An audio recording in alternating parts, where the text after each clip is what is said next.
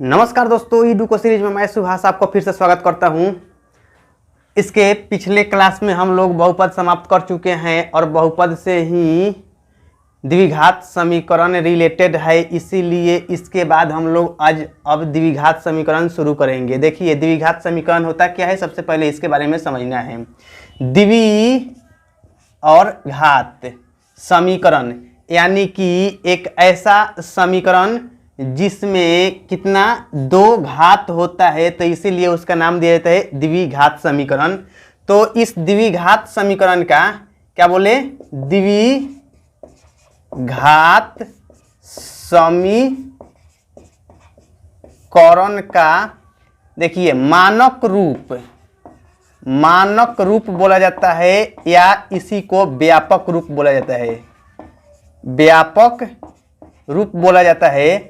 इसका मानक या व्यापक रूप क्या होता है, सबसे पहले इसके बारे में समझना बहुत जरूरी है। क्या होता है, ए एक्स स्क्वायर प्लस में बी एक्स प्लस में सी बराबर में 0। यह एक इस तरह का रूप होता है जहां एक शर्त लग जाता है, जहां ए नॉट इक्वल टू 0, यानी कि कहने का अर्थ है कि ए के जगह पर 0 नहीं हो सकता है। अगर बी के जगह पर 0 होगा कोई दिक्कत नहीं है, सी के जगह पर भी 0 होगा कोई दिक्कत नहीं है, लेकिन शर्त इतना होना चाहिए कि ए के जगह पर 0 नहीं होगा। आखिर कारण क्या है, इसको समझना है, ध्यान दीजिएगा। ये हम लोग पढ़ रहे हैं द्विघात समीकरण। तो द्विघात यानी कि यहाँ जो घात है दो से तो ज्यादा घात है नहीं, इसीलिए इस समीकरण को जो पूरा प्लस माइनस के रूप में लिख दिया जाता है। तो यहाँ घात अधिक से अधिक 2 होने के कारण से इसका नाम दिया जाता है द्विघात समीकरण। और इस द्विघात समीकरण में अगर यहाँ एक्स स्क्वायर जो है अगर ए के जगह पर 0 हो जाएगा तो 0 में एक्स स्क्वायर में गुना हो जाएगा तो 0 कर देगा, यानी कि घात यह 2 को समाप्त कर देगा। तो जब 2 का घात समाप्त ही हो जाएगा, यानी कि कहा जा सकता है कि द्विघात समीकरण का रूप नहीं रह पाएगा। तो इस द्विघात समीकरण का रूप हमेशा बरकरार रह सके, इसीलिए ए के जगह पर 0 नहीं हो सकता है। 0 के अलावे ए के जगह पर कोई भी अंक होगा चलेगा, और बी और सी की जगह पर 0 होगा, बाकी और कोई भी अंक होगा तभी भी कोई दिक्कत नहीं है, लेकिन शर्त यही 0 नहीं होना चाहिए ए का मान। अर्थात कहा जा सकता है कि एक्स स्क्वायर का मान, स्क्वायर वाला जो पद है द्विघात उसी से निर्माण होता है, और इस द्विघात का निर्माण करने वाले टर्म से इसका 0 वाला पद गुणांक में नहीं होना चाहिए, यानी कि ए का मान कोई भी स्थिति में 0 नहीं हो सकता है। तो सबसे पहले हम लोग इससे संबंधित कुछ सवाल अब देखेंगे। देखिए, अब उदाहरण नंबर 1 में 2 सवाल दिया हुआ है, दोनों में देखिए ध्यान देना है। उदाहरण 1 के एक सवाल में क्या दिया हुआ है, बोल रहा है जॉन और जीवंती दोनों के पास कुल मिलाकर 45 कंचे है। कितना? 45 कंचे हैं। दोनों 5-5 कंचे खो देते हैं। क्या बोल रहा है, दोनों 5-5 कंचे खो देते हैं, और अब उनके पास कंचों की संख्या का गुणनफल, यानी कि 5-5 कंचे खो देने के बाद में उसका गुणनफल 124 है। हम जानना चाहेंगे कि आरंभ में उनके पास कितने कंचे थे। यानी कि ध्यान देना है, क्या बोलना चाह रहा है, कहना चाह रहा है कि जॉन और जीवंती, क्या है, जॉन और जीवंती दोनों के पास कंचा मिलाकर कितना है, 45 है। तो उसमें से किसके पास कितना है यह तो कोई निश्चित है नहीं, इसीलिए हम लोग निश्चित करने के लिए एक कोई संख्या मान लिया जाता है। तो यहां मान कर चल सकते हैं चर संख्या के रूप में। देखिए, कह सकते हैं कि माना कि जॉन के पास कंचों की संख्या x है। तो जब जॉन के पास कंचा की संख्या x है तो जीवंती के पास में कितना हो जाएगा, इसीलिए कह सकते हैं जीवंती के, तो जीवंती के पास कंचों की संख्या कितना हो जाएगा, 45 माइनस में x होगा। क्यों? क्योंकि कारण अब ध्यान से समझिएगा। मान के चलिए कि दो आदमी के बीच में 10 रुपया है और उसमें से एक आदमी के पास 3 रुपया है, तो दूसरा के पास में कितना होगा? तो इस टोटल 10 रुपया में से इस 3 रुपया घटा दिया जाएगा, यानी कि पता चल जाएगा कि 7 रुपया होगा। तो इसी तरह से टोटल के संख्या कितना है, 45 है। और इस टोटल संख्या में से अगर हम लोग जॉन के लिए मान लिए हैं कि संख्या उसका x है, तो एक जो जीवंती के पास में कंचा की संख्या कितना आएगा, इसके लिए क्या हो जाएगा, टोटल कंचा यानी कि 45 में से जॉन वाला जितना कंचा है उसको घटा लिया जाएगा, तो यही उसके जीवंती के पास कंचा की संख्या को दर्शाएगा समीकरण के रूप में। तो ध्यान देना है, क्या बोल रहा है कि दोनों अपने 5-5 कंचे को खो देते हैं। तो अब उसके बाद में लिखा जाएगा कि दोनों को 5-5 कंचे खो देने के बाद तब क्या हो जाएगा, जॉन के पास कंचा कितना हो जाएगा, इसके पास हो जाएगा x माइनस में 5, क्योंकि पहले से x माना गया है। तो x अगर संख्या है उसमें से 5 खो दिया है, यानी कि 5 खो देने के बाद में उसको 5 को तो घटाना पड़ेगा। अब इसी तरह से कहा जा सकता है और जीवंती के पास शेष कंचा कितना हो जाएगा, पहले से है यह 45 माइनस में x, यह तो पहले से है। अब इसमें से 5 घटा देना है, तो जब 5 घटेगा तो देखिए 45 यानी कि कहा जाएगा यह 5 घटना है तो घटेगा, तो कितना हो जाएगा, यह 45 माइनस में x माइनस में 5, यानी कि 45 में से 5 घटेगा तो हो जाएगा 40 माइनस में x। यह संख्या किसके पास है, जीवंती के पास कंचा की संख्या को दर्शा रहा है, और यह जॉन के पास कंचा की संख्या को x माइनस 5 को दर्शा रहा है। तो बोला है प्रश्न से क्या बोला था, बोल रहा है कि 5-5 कंचे खो देने के पास उस दोनों के पास जितना भी कंचा है, अगर उस दोनों को गुना किया जाएगा तो गुना करने के बाद जो मान प्राप्त होगा वह कितना दिया हुआ है, 124 दिया हुआ है।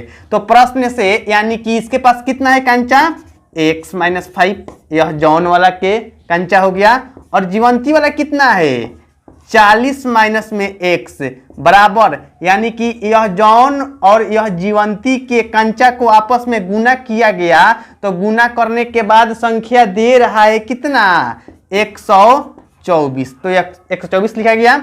अब इसको गुना किया जाएगा आपस में, तो कितना हो जाएगा, यह 40x, और फिर अब इसी में गुना हो जाएगा तो माइनस में x स्क्वायर, फिर अब इसमें गुना हो जाएगा तो 40-25 प्लस माइनस में 200, और फिर इसमें गुना हो जाएगा तो माइनस प्लस में 5x बराबर में 124।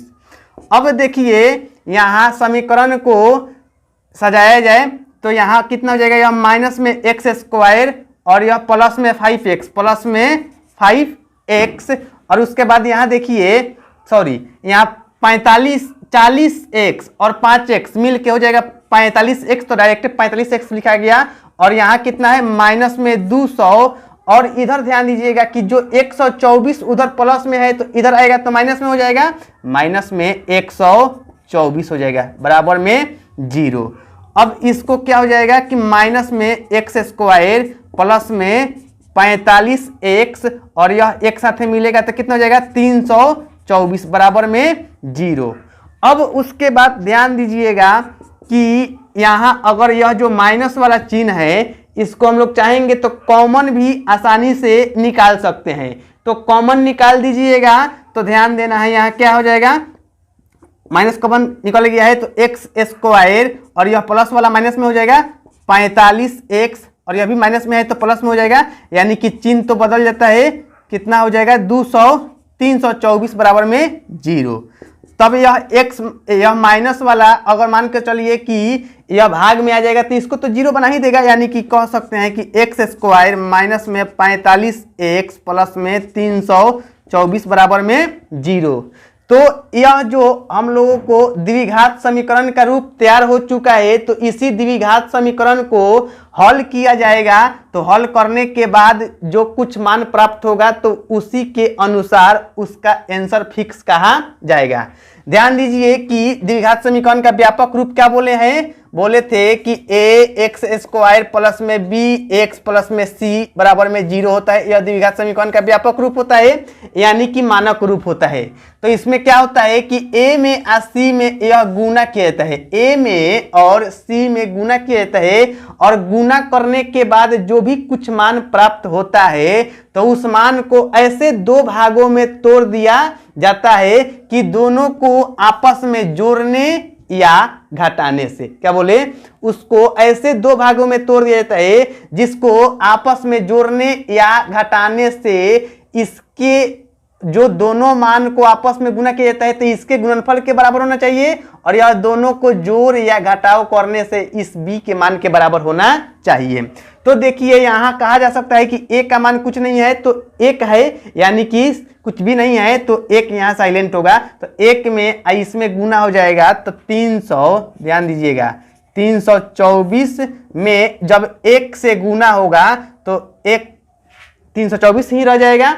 अब इसको गुणनखंड कीजिए, गुणनखंड करने से कितना आएगा, 2 से टूटेगा तो यह कितना हो जाएगा 162। अब उसके बाद में फिर से 2 से टूटेगा तो कितना हो जाएगा 81, फिर से यहां से 3 से टूटेगा तो कितना हो जाएगा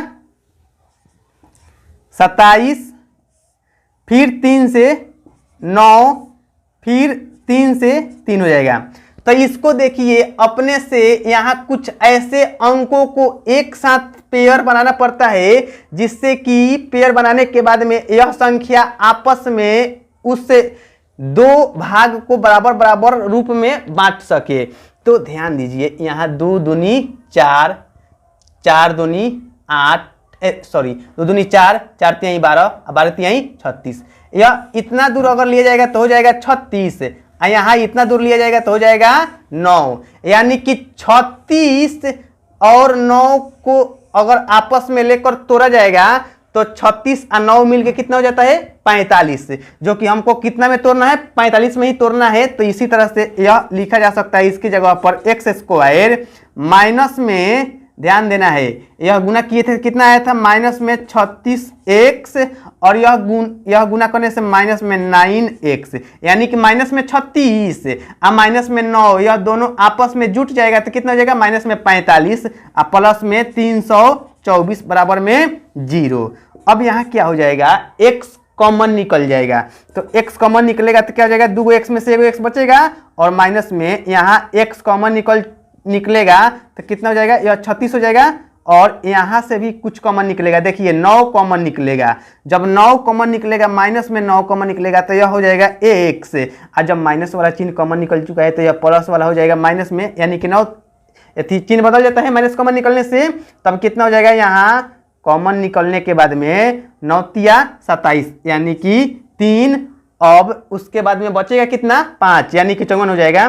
तो 9 छक 54, यानी कि 36 हो जाएगा। तो देखिए x माइनस 36 और यहाँ भी x माइनस 36, यानी कि दोनों स्थिति में कोष्ठ के अंदर वाला यह जो मान है आपस में बराबर है, यानी कि कहा जाएगा इस स्थिति में जब तक ले यह दोनों आपस में बराबर नहीं होता है तब तक ले समीकरण पूर्णतः सही नहीं होता है।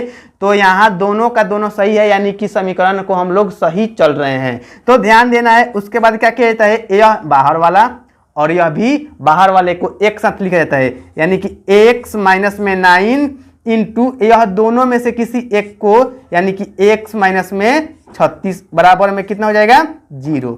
अब इसमें ध्यान दीजिएगा कितना हो जाएगा ax माइनस में 9 बराबर में 0। यह क्यों होता है, अगर मान के चलिए कि इसको इधर ही रख लिए और यह जो टर्म है इसको भाग में भेजिएगा तो कितना हो जाएगा, भाग में भेजने से तो 0 बना देगा, 0 बटा कुछ भी तो 0 बना देगा, यानी कि इतना बराबर में 0 हो जाएगा, यानी कि वही x माइनस में 9 इक्वल टू 0। तो x का मान कितना हो जाएगा, यह माइनस में इधर है 9, उधर जाएगा तो प्लस में 9 हो जाएगा।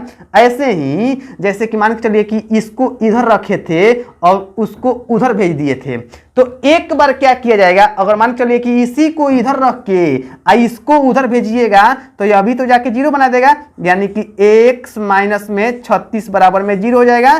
तो इस अवस्था में x बराबर कितना हो जाएगा, 36। तो x का जो मान 36 हो गया और एक बार x का मान 9 हो गया है, तो कहा जा सकता है कि जॉन के पास कंचा के संख्या यह 9 और यह 36 को आंसर दर्शाने का मतलब है कि 9 और 36 को जोड़ने से कितना हो जाएगा, 9 और 36 को जोड़ने से 45 हो जाएगा। तो ध्यान देना है कि आंसर दोनों को वैल्यूएबल माना जाएगा, दोनों सही है अपने आप में।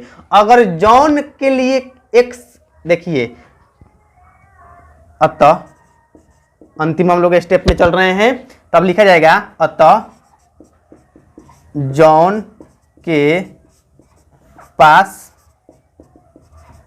कंचों की संख्या जो कि x माना गया है, तो x माना गया है, अगर 9 कहा जाएगा या 36 जो कि दोनों तो x से का ही मनाया है, यह भी x का ही मनाया है, यह भी x का ही मनाया है, यह हो गया।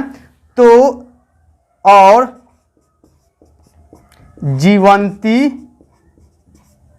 के पास कंचों की संख्या यह क्या माना गया है, माना गया था 45 माइनस में x, 45 माइनस में x, यानी कि इस स्थिति में देखिए 45 और यह जब 9 माना गया तो यहाँ क्या हो जाएगा 36, और दूसरा स्थिति में अगर मान चलिए कि यह 45 माइनस में x, तो 45 और अगर यह 36 को वैल्यू दिया जाएगा तो हो जाएगा घट के कितना 9। यानी कि ध्यान देने वाला चीज है कि अगर जॉन के पास कंचा की संख्या 9 होगा तो जीवंती के पास में 36 होगा, या दूसरे ऑप्शन से कह सकते हैं कि जॉन के पास कंचा की संख्या 36 होगा तो जीवंती के पास कंचा की संख्या 9 होगा। यानी कि अगर 9 इसके पास तो इसके पास 36, इसके पास 36 तो इसके पास 9, जो कि 9 और 36 मिल के 45 हो जाएगा। या दूसरे टर्म में अभी कहा जा सकता है कि इसके पास 36 और 9 मिल के भी 45 हो जाएगा, जो कि यह आंसर दोनों का दोनों सही है। देखिए अब क्वेश्चन नंबर 1 के अंतर्गत दूसरा सवाल क्या दिया हुआ है, बोल रहा है एक कुटीर उद्योग एक दिन में कुछ खिलौने निर्मित करता है। यानी कि एक कुटीर उद्योग मतलब कि छोटा सा कोई उद्योग कंपनी है जो कि क्या करता है, खिलौने का निर्माण करता है। प्रत्येक खिलौने का मूल्य रुपए में कितना है, 55 रुपए में 55 में से एक दिन में निर्मित किए गए खिलौनों की संख्या को घटाने से, यानी कि एक दिन में जितना खिलौना संख्या में निर्मित हो रहा है उसको घटाने पर प्राप्त संख्या के बराबर है। प्राप्त संख्या के बराबर है किसी एक दिन कुल निर्माण लागत 750 रुपये थी, हम उस दिन निर्माण किए गए खिलौनों की संख्या ज्ञात करना चाहेंगे। यानी कि उस दिन खिलौना का संख्या कितना निर्माण किया गया है पहले उसको लिखना है। तो ऐसे सवाल को क्या होगा, ऐसे नहीं बनाया जा सकता है बिना माने हुए, इसीलिए ऐसे सवाल को मानना बहुत जरूरी होता है। कहा जाएगा कि माना कि उस दिन निर्माण खिलौनों की संख्या, माना कि उस दिन निर्मित खिलौनों की संख्या x है। कितना है, x है। तो जब उस दिन निर्माण खिलौना की संख्या x है तो क्या है कि प्रत्येक खिलौने का निर्माण लागत कितना है, इसीलिए प्रश्न से प्रत्येक खिलौने का निर्माण लागत बोला था सवाल कि उसका प्रत्येक खिलौने का निर्माण लागत क्या होगा, एक दिन में निर्माण किए गए खिलौना में से घटाना है 55 में से। यानी कि प्रत्येक खिलौने का निर्माण लागत कितना है, 55 में से एक दिन में यानी कि संख्या कितना है खिलौना का x है, तो उसी को घटाने के लिए बोल रहा है समीकरण में, सवाल में बोल रहा है तो इतना है। और उसी लाइन में आगे बोल रहा है कि एक दिन का निर्माण लागत कितना है 750 रुपया है। किसी एक दिन कुल निर्माण लागत 750 रुपये थी, तब उस समय यानी कि कहना चाह रहा है कि हम उस दिन निर्माण किए गए खिलौनों की संख्या ज्ञात करना चाहेंगे। यानी कि प्रश्न से क्या हो जाएगा, x यह खिलौना की संख्या है और एक दिन में निर्माण लागत उसका कितना है 55 माइनस में x, और इसी को गुना करने से कितना आ जाएगा 750 रुपया आएगा। अब इसी को क्या हो जाएगा कि गुना कीजिएगा तो देखिए कितना आने वाला है, यह हो जाएगा 55, क्या होगा 55x माइनस में एक्स स्क्वायर, एक्स में गुना हो जाएगा तो एक्स स्क्वायर। और यह जो द्विघात समीकरण का रूप देना है तो उधर से इधर आएगा तो प्लस में लिखा जा सकता है, प्लस में है तो माइनस में लिखा जा सकता है 750 बराबर में 0। अब द्विघात समीकरण का व्यापक रूप को लिखने के लिए पहले इसको माइनस में एक्स स्क्वायर वाला पद पहले लिखा गया, उसके बाद यह प्लस में 55x, उसके बाद यह क्या है माइनस में 750 बराबर में 0। तो यह पद को जो आगे पीछे दिया हुआ था तो इसको हम लोग सजाते हुए घटते क्रम में लिख चुके हैं। अब ध्यान देना है, चाहिएगा तो फैक्टर को ऐसे भी तोड़ सकते हैं या यहां से कॉमन निकाल कर भी तोड़ा जा सकता है। तो देखिए हम लोग पहले कॉमन निकाल लें, क्या माइनस का चिन्ह, तो माइनस का चिन्ह कॉमन निकल जाएगा तो हो जाएगा एक्स स्क्वायर माइनस में 55x, चिन्ह बदल जाता है, यहाँ माइनस कॉमन निकल चुका है तो माइनस से प्लस बन गया और यहाँ प्लस से माइनस बन गया। अब यहाँ क्या है कि माइनस से अभी प्लस बन जाएगा 750 बराबर में 0। अब क्या हो जाएगा कि एक्स स्क्वायर माइनस में 55x प्लस में 750 बराबर में 0। यहाँ अब इस द्विघात समीकरण के रूप को तोड़ा जाएगा। a का मान कितना है, कुछ भी नहीं है यानी कि 1 है, और b की जगह पर कितना है माइनस में 55 और c की जगह पर कितना है 750। तो a में और c में सबसे पहला गुना होने का काम होता है। द्विघात समीकरण का व्यापक रूप क्या होता है, a एक्स स्क्वायर प्लस में b एक्स प्लस में c बराबर में 0। तो इस स्थिति में a और c में दोनों को गुना किया जाता है और गुना करने के बाद जो भी कुछ मान प्राप्त होता है तो उस मान को ऐसे दो हिस्सा में तोड़ा जाता है जिसको तोड़ने से उस मान को जोड़ने या घटाने से यह b के मान के बराबर होना चाहिए, या जितना में भी दोनों को तोड़ा जाएगा उस दोनों को तोड़ने वाले अंक को आपस में गुना करने से इसके गुणनफल के मान के बराबर होना चाहिए। तो यहाँ ध्यान देना है कि समीकरण के अनुसार यहाँ 1 में 750 में गुना हो जाएगा तो 750 ही रहेगा, और 750 को अगर इसको और तोड़िएगा आगे तो कितना से 2 से टूटेगा, 2 से टूटेगा तो कितना हो जाएगा 375। अब उसके बाद कितना से जाएगा, फिर अब 3 से जाएगा तो 3 एकम 3 और यहाँ 75 की कितना हो जाएगा 100, यानी कि 125 में पूरा टूट गया। अब फिर से कितना से जाएगा, यहाँ 5 से जाएगा तो यह कितना हो जाएगा 25, और फिर उसके बाद कितना से 5 से। अब ध्यान देना है, इसको ऐसे दो हिस्सा में तोड़ देना है जिसको तोड़ने पर उसके मान को जोड़ने या घटाने पर इस b वाले मान के बराबर हो जाना चाहिए, और उस दोनों को आपस में गुना करने से भी इसके गुणनफल के बराबर हो जाना चाहिए। तो ध्यान दीजिए 3 दूनी 6 और 6 पच्चे 30, अगर यह 30 को हम लोग एक साथ लिखें और यह 50 25 25 को एक साथ लिखेंगे तो 30 और 25 मिलके कितना हो जाएगा 55 हो जाएगा। तो इसके जगह पर हम लोग लिख सकते हैं, क्या लिख सकते हैं, एक्स स्क्वायर माइनस में 30x माइनस में 25x, यानी कि माइनस में 30x और माइनस में 25x दोनों को एक साथ रखिएगा तभी तो माइनस में 55x बन जाएगा। और ऐसे भी यह दोनों को आपस में गुना किए थे तो प्लस में 750 आया था, तो यह दोनों को भी आपस में गुना कीजिएगा तो 750 प्लस में आना चाहिए। यहाँ माइनस है यहाँ माइनस है तो माइनस माइनस प्लस बन जाएगा, और 25 यही 75 यानी 75 पर एक जीरो का मतलब कि 750, यह भी दोनों को गुना करने से 750 बन गया, और यह भी दोनों गुना किए थे तो तो 750 बन गया। और यह दोनों को जोड़ घटाव करने से भी इसके जोड़ घटाव के मान यानी कि दोनों को जोड़ घटाव करने से कितना हो गया, माइनस में 55 आ गया, जो कि माइनस में 55 ही चाहिए। तो अब कितना यह बच गया है, 750 बराबर में 0। अब यहाँ क्या हो जाएगा, x कॉमन निकलेगा, तो x कॉमन निकलेगा तो एगो x बचेगा और माइनस में 30 बचेगा।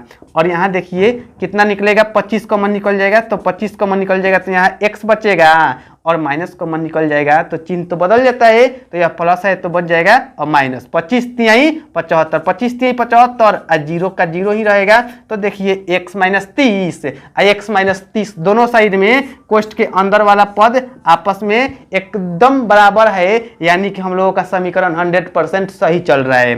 तो उसके बाद क्या हो जाता है, कोष्ठ के बाहर वाले को एक साथ लिखा जाता है, यानी कि x माइनस में 25 और एक बार कोष्ठ के अंदर वाला x माइनस में 30 बराबर में 0। तब क्या हो जाएगा, x माइनस में 25 बराबर में 0, तो x का मान कितना हो जाएगा, यहाँ प्लस में जाके 25 हो जाएगा।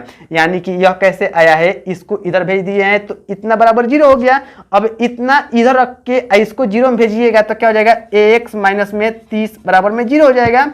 यानी कि यह गुना से भाग में जाएगा तो इतना बराबर 0 बन जाएगा, 0 बाटा इतना यानी कि 0। तब x का मान कितना हो जाएगा, शुद्ध 30। तो इस स्थिति में x का मान 30 हो गया और एक बार कितना हो गया, 25 हो गया। तो ध्यान देना है कि उसमें निकालना क्या था कि उस दिन निर्माण खिलौना की संख्या कितना हो जाएगा, x, और प्रत्येक खिलौने का लागत मूल्य कितना हो जाएगा। तो देखिए लिख दिया जाए, अतः उस दिन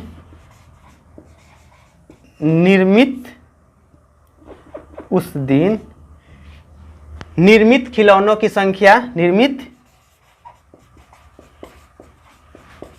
खिलौनों की संख्या जो कि x माना गया है, तो कितना आ गया है, एक बार 25 और एक बार 30, यानी कि 25 या 30। जब 25 माना जाएगा तो उस स्थिति में ध्यान समझना है, या जब 30 माना जाएगा उस स्थिति में ध्यान समझना है। और क्या है कि प्रत्येक खिलौने का निर्माण लागत, प्रत्येक खिलौने का निर्माण लागत, यह समीकरण क्या दर्शा रहा है, 55 माइनस में x। यानी कि देखिए यह 55 और यह जो 25 रखा जाएगा पहले का बार, तो कितना हो जाएगा, 55 में से 25 कटेगा तो हो जाएगा 30, या दूसरे स्थिति में 55 माइनस x को एक बार 30 रखना है, तो जब 30 रखा जाएगा तो कितना हो जाएगा, 25 हो जाएगा। यानी कि ध्यान से समझना है कि जब खिलौना के निर्माण होने का संख्या 25 रहेगा तो उस प्रत्येक खिलौने का दाम 30 रुपया होगा, या जब खिलौना का निर्माण होने की संख्या 30 होगा तो उस स्थिति में प्रत्येक खिलौने का दाम कितना होगा, 25 रुपया होगा। इसीलिए 25 या 30 यह दोनों आंसर सही है। हो सकता है कि क्वेश्चन नंबर 1 के अंतर्गत दोनों सवाल बहुत अच्छा से अभी समझ में नहीं आया होगा, क्योंकि अभी आपको समीकरण को हल करने आना बहुत अच्छा से चाहिए। तो समीकरण का 2, 4, 5 जब सवाल हल करने का प्रयास करते जाइएगा तब यह भी समझ में आएगा। अगर हो सकता है कि यह क्वेश्चन समझ में नहीं आया हो 1 नंबर वाला, तो इसको बाद में 1-2 वीडियो चलने के बाद फिर से इसको आकर देखिएगा, तब ज़्यादा समझ में आ जाएगा, क्योंकि तब तक ले द्विघात समीकरण के समीकरण को हल करने का तरीका बहुत अच्छा से आपके दिमाग में सेट हो चुका रहेगा।